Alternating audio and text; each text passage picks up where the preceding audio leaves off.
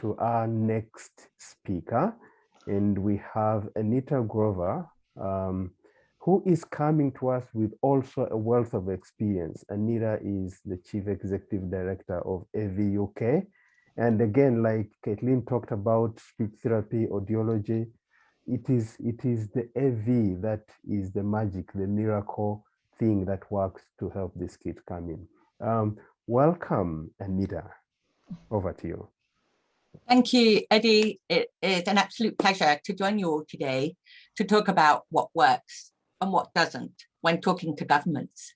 First slide, please. So firstly, my experience comes from spending 20 years working in the UK government, where I was a communications advisor to a number of government ministers.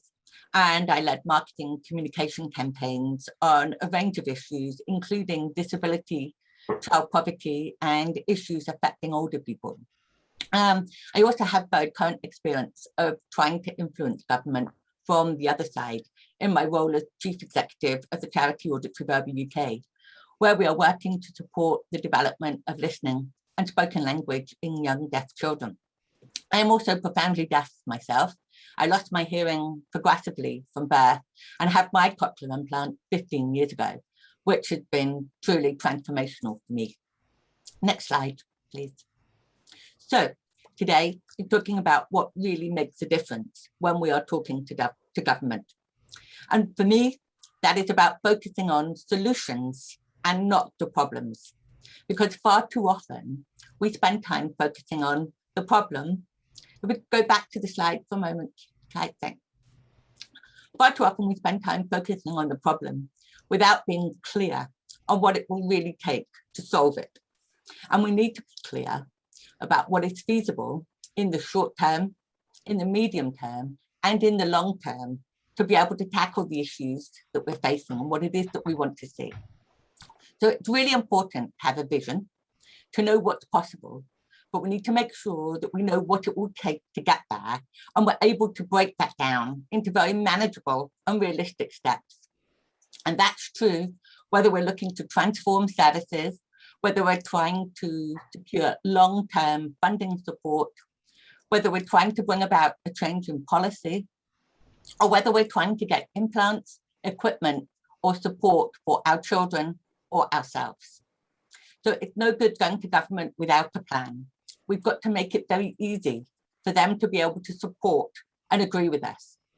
So let's take a look at some of the things that we know that can work on the next slide. Thank you. So firstly, it's always about starting with the why. What is the issue? Why are we talking to government? What is the problem that we're trying to solve?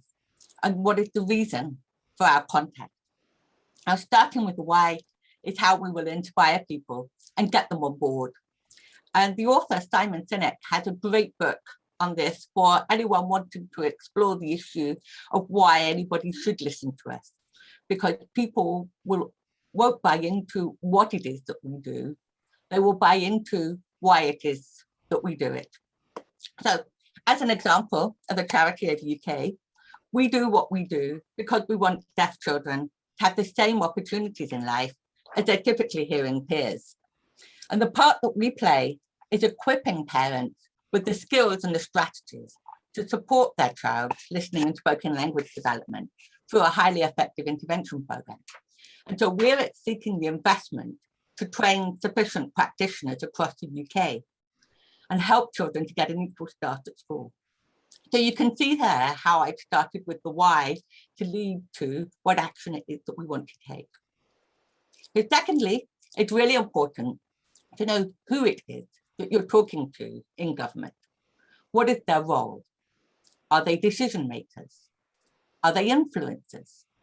Are they a route to someone who can make a big difference? We have to think about what is relevant and meaningful to them. We need to think about economic benefits. There's lots of evidence there. And we need to be able to link what we want to say to their current priorities. So always make sure that you are really concise, pick out the relevant facts, and use real life examples and stories, because it's so important that government hears from the people who will benefit. We need to make sure that we make every contact count, every email, every phone call, every meeting, every conversation. So I personally try to increase understanding of cochlear implants whenever I meet a new person, just to be able to make it easy for them to know how best to communicate with me. And also to reinforce that every person has different needs. And I talk about how that implant has helped me to do so many things in my life. Another key strategy is to use multiple channels to reach and influence governments. Use personal contact, email, phone calls, short video clips, media activities, letters, they all play a part. And it's important not to just use one route. And think about how information is presented. Impactful facts, quotes, easy to digest points are key. So on the next two slides, we'll see some of the ways that you can use the World Hearing Report information. If you can move on to show those two infographics, very powerful visual way of showing key messages from the report. On the next slide, you'll also see the way in which we've used a quick poll of adults in the UK in order to really explain how expectations are quite low for children and how we want to be able to change that. So I've touched on some of the things that make a difference. And if I can move on to the final slide, I'd just like to highlight some of the things that we've seen where people get wrong when talking to us in government. So when it goes wrong, people often use very emotional language and can be quite confrontational. Sometimes people can show a lack of respect either to the government, their officials, or sometimes to others within their sector. And that can sometimes come across as being competitive and not collaborative. It also goes wrong when people assume knowledge, or they use a lot of jargon or technical terms when you're talking to a non-technical audience, and we must avoid doing that.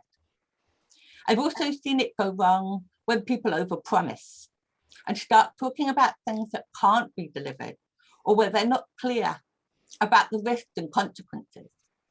And sometimes that can happen because we fear saying those things is going to adversely affect the outcome. But it is really, really important to always be very clear, not vague, and not to over-elaborate. Finally, I've seen many people in organizations think that if they get a pushback or a lack of response, the government isn't interested. And governments are hugely, hugely complex.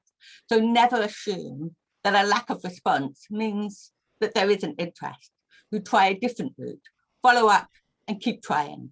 And we need to do that because what we are all striving for is really, really, really worth it. So we have to keep persevering.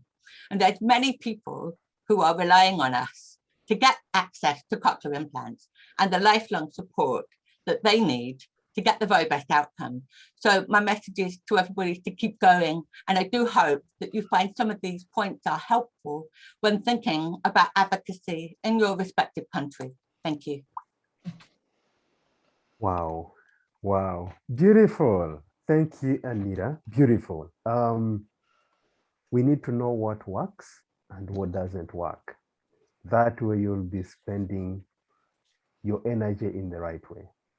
Thank you so much once again. Brian, do you have a question?